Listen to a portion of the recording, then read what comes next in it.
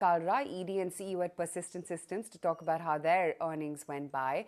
Sandeep, hi, morning. Your growth rate accelerated further to about 11% in the quarter gone by. Should we work with this as a sustainable rate, or will it normalize to a single digit in the coming quarters?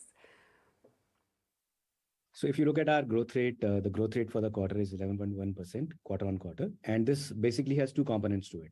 One is the organic component, one is the inorganic component. We had acquired a few companies over the last few quarters. So the organic growth in this is 5.6%. And for the last 4 quarters before this, we had done 9% sequential growth. So overall, we are, looking at a good growth going ahead based on the trajectory, based on the fact that we have done 394 million of TCV bookings. So overall, we are confident of healthy growth, whether it will be double digit or whatever else. We don't give forward-looking guidance, but we have a fairly strong order booking and a good pipeline. Sure. Your TCV deal wins continue to be strong. Wanted to understand which segments have been driving this. So look, if you look at the TCV part, it's $394 million. The annual contract value for us is about $263 million out of this. The annual contract value is basically what we realize or we can realize over the next 12 months. Now, it has been a fairly, from an ACV perspective, stable to growing. TCV is obviously depending on how many years deal. So the more larger period, the more the TCV is. Overall, our pipeline is good. We have continued to increase in terms of ACV, TCV bookings over time. We are relatively confident of the order booking to be in a stable thing. Some quarters may be higher, some quarters may be lower, but pipeline is good and it continues to be good. Sandeep, are you confident that margins will continue to trend in the 14 to 5% range despite the supply side pressures that a lot of your peers have been flagging out as well? So the margins for us for the last year, if you look at the full year, financial year 22, we came in at about 13.9%. Now, this quarter, obviously, there is a tad bit of improvement over the last quarter. There are quarters where there are puts and takes for us. For example, the next quarter, which is Q2, will have salary hikes. There are impacts of that. There's impact of utilization, which could be a lever for us as Q1 utilization was tad bit lower.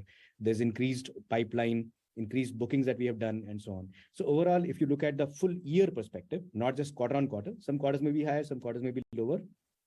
We are relatively confident of managing the same stable, profitability as compared to the last year, despite headwinds or tailwinds.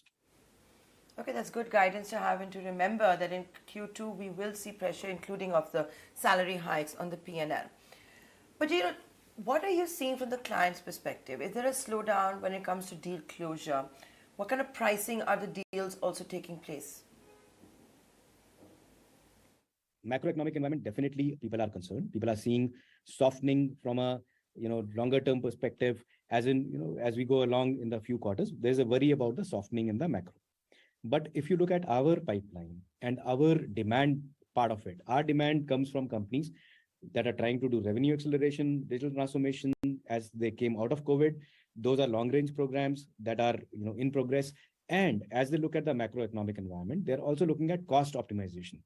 The inflation in US is in the range of 9%. The inflation in Europe is more than 8%.